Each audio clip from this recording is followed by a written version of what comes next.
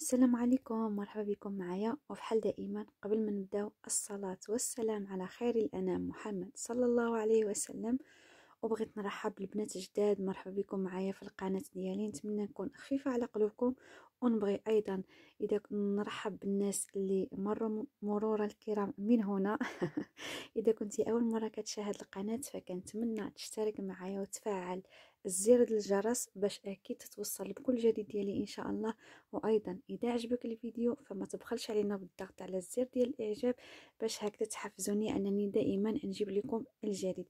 كما كتشوفوا هنايا عندي اطار ديال حفل توديع العزوبيه، وهذا الاطار هذا كيقدر يكون في الخطوبه وايضا في عقد القران. وخليكم معايا باش نشاهدوا التفاصيل اجمع من بعد هذا الانترو.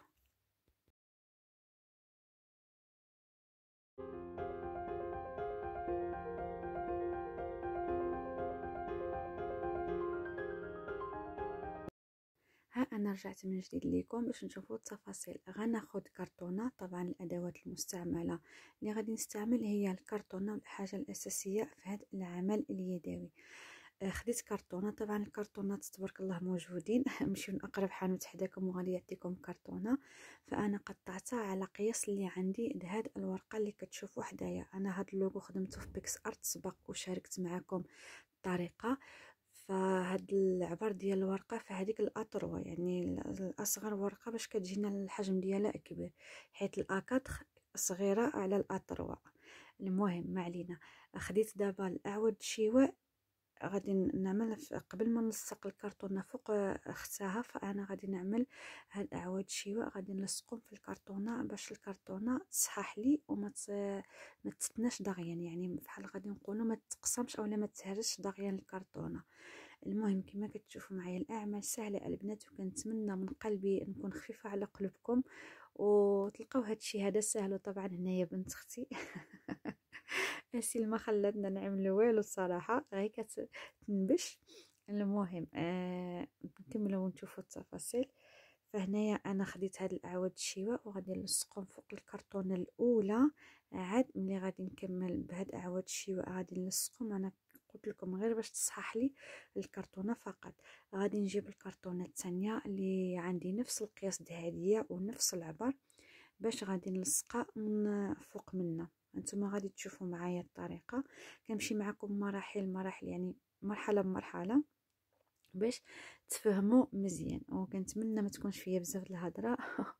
نوصل لكم الفكره اللي عندي. انا بغيت كل شيء يعرف، سواء المبتدئات او اللي كيعرفوا ولا اللي ما كتعرف حتى شي حاجه يمكن ليها تتبع معايا ان شاء الله غادي تعرفوا كل شيء. غادي نجيب دابا الكرتونه ديالي اخرى، غنحاول نوزع داك اللصاق مسدس الشمع، غادي نوزعو مزيان في الكرتونه اولا في سطح العمل ديالي. عاد غادي نعمل ديك الكرتونه الاخرى فوق منها. ودائما البنات كنحاول نجيب لكم افكار اللي هي بسيطه وما كتكلفش بزاف، يعني تكلفه اللي هي قليله، باش ما تعجزوش وتقوموا باعمال يدويه هكذا في شي مناسبه تكون عندكم. هنا عملت الكرتونه ديالي دابا من فوق، غادي نحاول نثبتها مزيان كما كتشوفوا. اسيل حتى هي خصها تعدل معنا وتصايب معنا. انا قلت لكم اسيل هنايا هي اللي مربجه الدنيا. صافي دابا هنايا ملي تاكدت ان الكرتونه ديالي يعني تلصقات في بعضياتها، فانا غادي نجيب اسيل الله يهديك. انا قلت لكم اسيل بغات تعمل كلشي اللي كتشوفنا كنعملوه خصها تعملوا معنا، انا وياها كندابزو. ايوا كنتمنى يعني نكون خفيفه على قلوبكم، ما نكونش كثرت معكم في الهضره.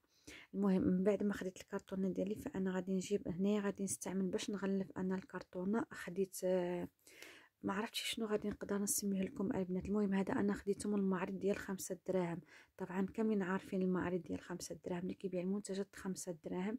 خديت واحد الغلاف اذا بقيت عاقله اما خديته ب 13 درهم ولا ب 15 درهم بحال هذا كيكون كيتلصق.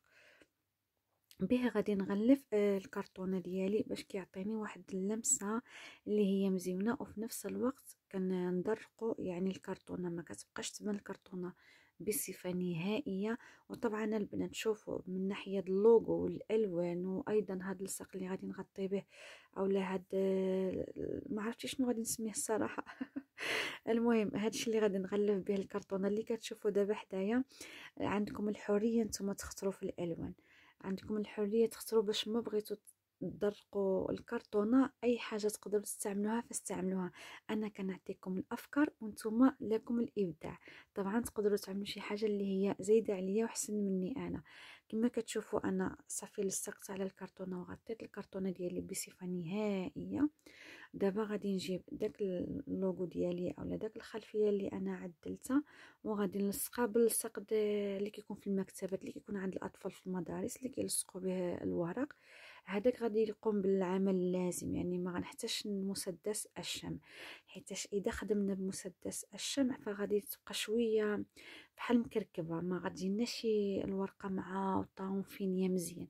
كما كتشوفوا معنا كنطبق غير بديك اللصق هذا. كنا قلت لكم هذا اللصق راه غادي يقضي الغرض بلا ما تخمموا انكم تحتاجوا شي لصاق اولا شي غيره اللي قوي على هذا كيقضي الغرض وكيلصق مزيان وكيخلي الورقه مثبته فوق ديك الكرتونه. ما تخافوش زعما لا يزول ولا شي حاجه. المهم انا غادي نلصق الكرتونه، عفوا ماشي الكرتونه، غنلصق الورقه ديالي فوق ديك الكرتونه وغادي تشوفوا النتيجه د العمل. صراحه انا النتيجه عجبتني بزاف حيت وصلت للريزلت اللي بغيتها انا.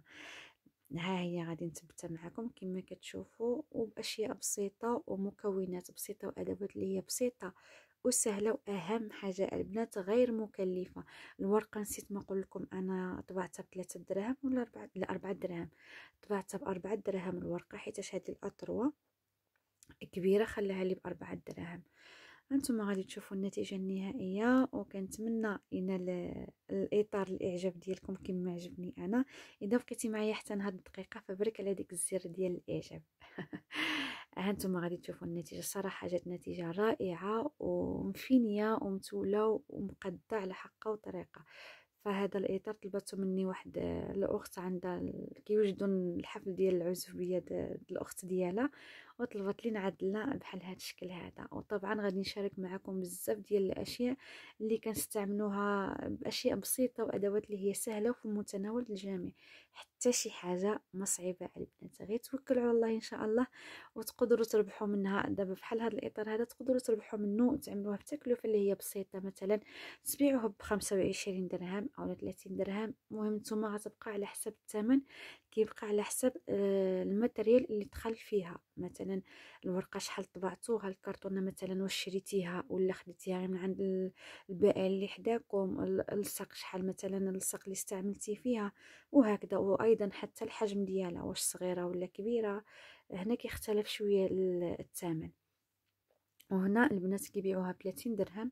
بحال هذا اللي صايبت معكم انا بالكرتون كيتباع ب30 درهم 25 درهم. هذا هو الثمن اللي كيتباع به حيت مصايبه غير بالكرتون. وهذا هو الشكل النهائي البنات. كما كتشوفوا بحاجه بسيطه عملنا واحد الحاجه اللي هي صراحه الله مزيونه وبريستيج وعاطيه من العين. ما تنساوش التعاليق ديالكم اللي كتحفزني باش نجيب لكم دائما الجديد، وكنحاول من قلبي صراحه الله نبارطاجي معكم اشياء اللي هي بسيطه وفي نفس الوقت تقدروا تدبروا منها الصريف كما كنقولوا بالدارجه ديالنا. ونخليكم ان شاء الله نتلاقاو في الفيديو الجاي.